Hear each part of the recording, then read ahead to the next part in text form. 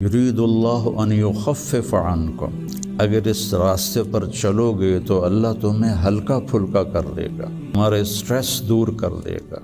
اگر تم اسلام پہ چلو گے، سیکھنے کے لیے ہر میدان میں اللہ تعالیٰ نے محنت رکھی ہے، بغیر محنت کے نہیں۔ اب چونکہ اس محنت پہ کیا ملے گا وہ نظر نہیں آتا۔ ابو دجانہ رضی اللہ تعالیٰ عنہ بہت بڑے صحابی ہیں، ان کے اتنے فضائل ہیں، کتابیں بھری پڑی ہیں، لیکن وہ فرماتے تھے میرے بھائیوں، میرے پاس بخشش کا سب سے بڑا جو عمل ہے وہ یہ ہے کہ میں نے اپنی زبان سے کبھی کسی کو دکھ نہیں پہنچایا، اور میرے دل میں کسی کے لیے نفرت کوئی نہیں ہے۔ اور اچھے اخلاق دو چیزوں سے قابو میں آتے ہیں، ایک اس زبان پہ قابو ہو، ایک دل کے جذبات پر قابو۔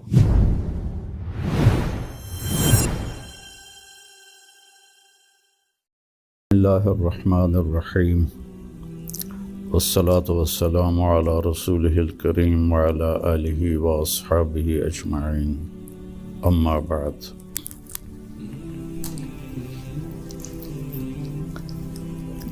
دین اسلام زندگی گزارنے کا وہ طریقہ ہے جو اللہ نے جناب رسول اللہ صلی اللہ علیہ وسلم کے ذریعے سے ہم تک پہنچایا اور بتایا، ڈنڈے سے نہیں چلایا۔ باقی جو جتنی مخلوق ہے ان کو اللہ نے مجبور پیدا کیا ہے۔ آم کے درخت پر اس کی مرضی سے کیلا نہیں لگے گا، آم ہی لگے گا، یہ اس کے لیے پابندی ہے۔ کریلا کڑوا ہوگا، میٹھا نہیں ہوگا۔ بھینس نے دودھ دینا ہی دینا ہے، اس کو اختیار نہیں کہ وہ انکار کر دے۔ تو اس طرح پوری کائنات کو دیکھیں تو ساری کائنات اور سارے جانور، سارے جاندار بے جان، وہ ان کو اللہ نے پابند کر دیا ہے، وہ اس سے ادھر ادھر نہیں ہو سکتے۔ ہمارا چونکہ پیپر ہے کہ لیبلوکم ایکم احسن عملا، کہ تم میں کون اللہ کو راضی کر کے آتا ہے، کون اپنے عمل کو خوبصورت بناتا ہے، اور کون اس تھوڑی سی زندگی کے پیچھے اپنے اللہ کو ناراض کر دیتا ہے۔ تو جب اللہ ہی نے انسان کو بنایا اور اس نے ہی چلنے کا راستہ بتایا تو یقیناً وہ سب سے آسان ہوگا۔ پوری دنیا کے نئی نسل میں ایک بات کامن ہے، چاہے پاکستان میں ہو چاہے امریکہ میں ہو، دین پہ چلنا بڑا مشکل ہے۔ تو ہم اللہ سے پوچھیں وہ کیا کہتا ہے جس نے ہمیں یہ فطرت اللہ التی فطر الناس علیہا لا تبدیل لخلق اللہ اور ان الدین عند اللہ الاسلام، کہ اب زندگی گزارنے کا ایک ہی طریقہ ہے جس پر تم کامیاب ہوگے، وہ اسلام ہے۔ تو اللہ تعالیٰ کہہ رہا ہے یرید اللہ بکم الیسر، اللہ تمہارے لیے آسانی چاہتا ہے، ولا یرید بکم العسر، اللہ تمہارے لیے تنگی اور مشقت نہیں چاہتا۔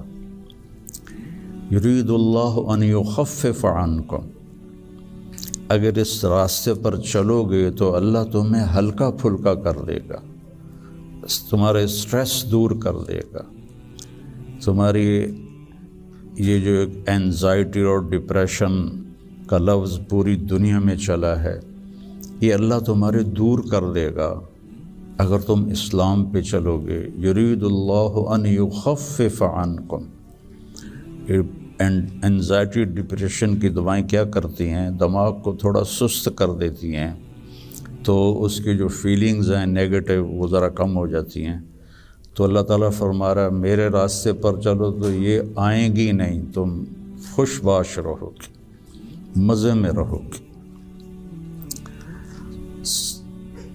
پھر اللہ تعالیٰ کہتا ہے ما جعل علیکم فی الدین من حرج، میں نے تمہارے دین میں کوئی تنگی رکھی کوئی نہیں۔ بھوک لگی ہو تو روٹی کھانا مشکل کام ہے، کتنا آسان ہے۔ ہاں اس کے لیے اگر کہیں جانا پڑے تو جانا پڑے گا۔ آپ لوگوں کے کھانے کا کیا باہر انتظام ہے؟ تو آپ لوگ باہر کھانا کھانے جاتے ہیں، یہاں بیٹھے بیٹھے تو نہیں آتا۔ تو اس کے لیے جو انسان تکلیف اٹھاتا ہے وہ اس کو محسوس نہیں ہوتی، تو بغیر مقصد کے جب کوئی تکلیف آتی ہے تو وہ محسوس ہوتی ہے۔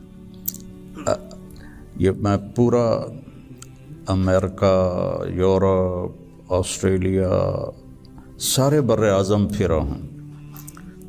آپ کے ملک میں لائف بہت ٹف ہے، آسان نہیں ہے، بہت مشکل لائف ہے۔ تو اللہ تعالیٰ کہہ رہا ہے تم میرے راستے پر آ جاؤ، ہم تمہاری زندگی کو آسان کر دیں گے، چونکہ اس میں تنگی ہے ہی کوئی۔ پھر ایک حدیث سناتا ہوں آپ کو، ان اللہ شرع الدین،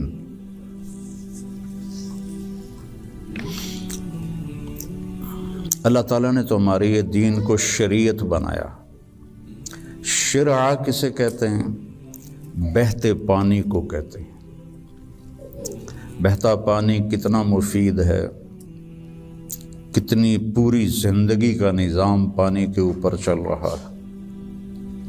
تو اتنی خوبصورت تشبیہ دی بہتے پانی کے ساتھ کہ جیسے بہتا ہوا پانی، یہ جو سمندر کے کنارے ہوٹل بنے ہوئے ہیں ان کے کرائے زیادہ ہیں، جو اس کمرے کا وہاں ویو سمندر کا ہوتا ہے اس کا کرایہ زیادہ ہے۔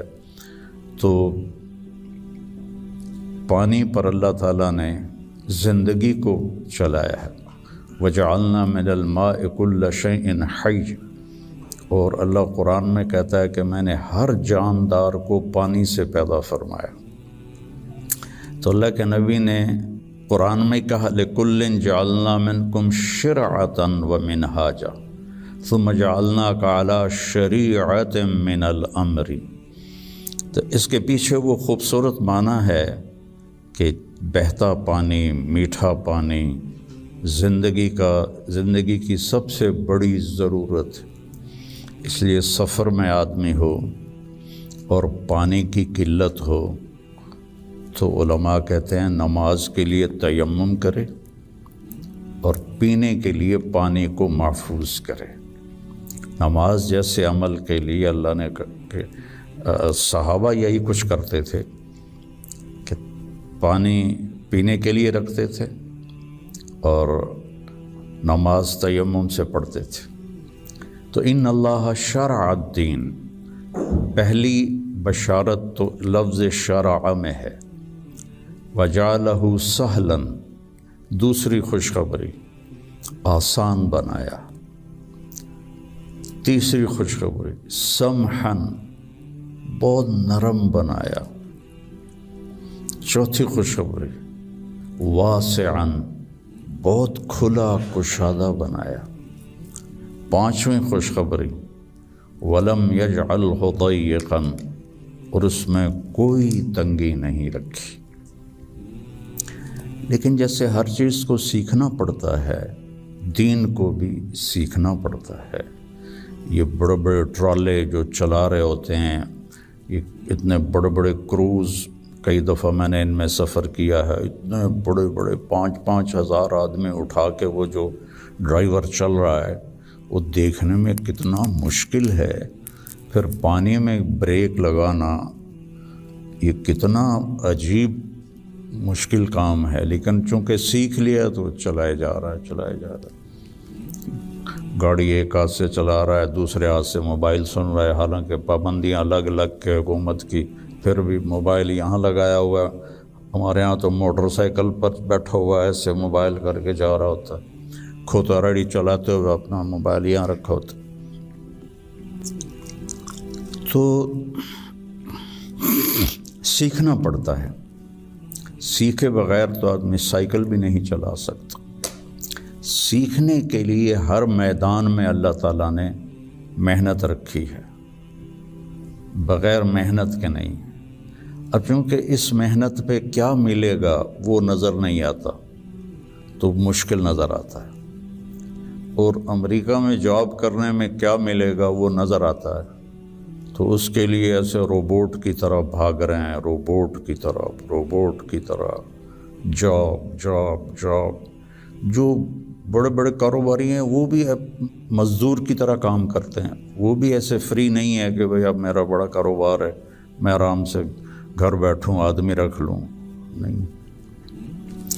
تو وہ مشقت اس لیے آسان ہوتی ہے کہ اس کی آؤٹ پٹ نظر آ رہی ہوتی، اور جو دین کے اللہ نے ہم سے ڈیمانڈ رکھی ہے چند ہیں، کوئی بڑی زیادہ نہیں ہے، چند مختصر، ایک لا الہ الا اللہ محمد رسول اللہ کی گواہی، وہ اللہ کا فضل ہے، ہم سارے مسلمان یہ گواہی دیتے ہیں۔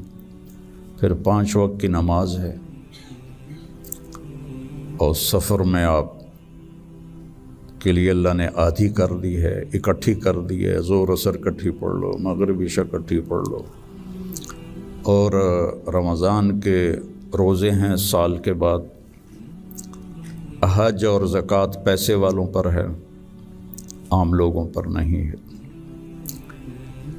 اور پھر ان میں کوئی کمی کوتاہی ہو جائے تو اللہ نے معافی رکھی ہے، کوئی نماز چھوٹ گئی قضا پڑھ لے، معافی مانگ لے، معاف ہو جائے گا۔ روزہ عذر کے ساتھ چھوڑے تو کوئی گناہ نہیں، بغیر عذر کے چھوڑے تو معافی مانگ لے اور روزہ رکھ لے تو وہ ہو گیا۔ اس کے بعد میں آپ کو ایک حدیث سناتا ہوں، آپ کو پورا دین آپ کے ہاتھ میں آ جائے گا۔ 10 لاکھ حدیثیں ہیں، میں ایک حدیث سنانے لگا ہوں، صرف ایک۔ میرے نبی نے فرمایا 4 اذا کانت فیک، 4 کام کر لو، صرف 4 کام کر لو، دنیا بھی تمہاری ہے آخرت بھی تمہاری۔ پہلی چیز صدق و حدیث، ہمیشہ سچ بولو، جھوٹ نہ بولو، مذاقاً بھی جھوٹ نہ بولو، سچ بولو۔ دوسری چیز حفظ و امانت، کسی کو دھوکہ نہ دو، کسی کے ساتھ 2 نمبری نہ کرو۔ تیسری چیز حسن و خلیقت، اپنے اخلاق اچھے کرو، اور اچھے اخلاق 2 چیزوں سے قابو میں آتے ہیں، ایک اس زبان پہ قابو ہو، ایک دل کے جذبات پر قابو ہو، دل میں کسی کے لیے نفرت نہ ہو، اور زبان سے کسی کے کو ذلیل کرنے کا بول نہ ہو، غیبت نہ ہو، بہتان نہ ہو، جھوٹ نہ ہو، گالی گلوچ نہ ہو، تو کسی کو دل توڑنے والی گفتگو نہ ہو۔ یہ 2 باتیں کوئی عورت کوئی مرد کر لے تو اس کے تقریباً سارے ہی اخلاق اس کے قابو میں آ جاتے۔ ابو دجانہ رضی اللہ تعالیٰ عنہ ایک بہت بڑے صحابی ہیں، ان کے اتنے فضائل ہیں، کتابیں بھری پڑی ہیں، لیکن وہ فرماتے تھے کہ میرے بھائیوں، میرے پاس بخشش کا سب سے بڑا جو عمل ہے وہ یہ ہے کہ میں نے اپنی زبان سے کبھی کسی کو دکھ نہیں پہنچایا، اور میرے دل میں کسی کے لیے نفرت کوئی نہیں ہے۔ وہ بدر میں شریک ہوئے، احد میں شریک ہوئے، خندق میں شریک ہوئے، حدیبیہ میں شریک ہوئے، حج میں شریک ہوئے، یمامہ میں شہید ہوئے، اتنی بڑی فضیلتیں، لیکن وہ کہتے ہیں میرے پاس بخشش کا عمل یہ ہے کہ میں نے اپنی زبان سے کبھی کسی کو دکھ نہیں پہنچایا، اور میرے دل میں کسی کے لیے نفرت نہیں ہے۔ یہ فرائض کے بعد اس دو چیزوں پہ آپ عمل کر لیں تو آپ کے اخلاق بہت عالی ہو جائیں گے۔ اور چوتھی چیز فرمائی عفت فی طعمۃ، کہ رزق حلال کماؤ۔ تو یہ چار کام ہیں: سچ بولنا،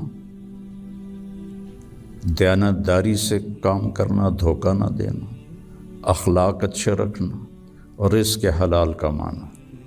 تو ان چار کاموں پر جہاں مرضی آپ دنیا میں زندگی گزاریں، آپ کی دنیا بھی بن جائے گی، آپ کی آخرت بھی بن جائے گی۔ یہ تبلیغ میں اس کو سیکھنے کی محنت ہوتی ہے کہ اس میں تھوڑا وقت لگتا رہے تو زندگی کو ایک رخ مل جاتا ہے اور عمل کی توفیق مل جاتی ہے۔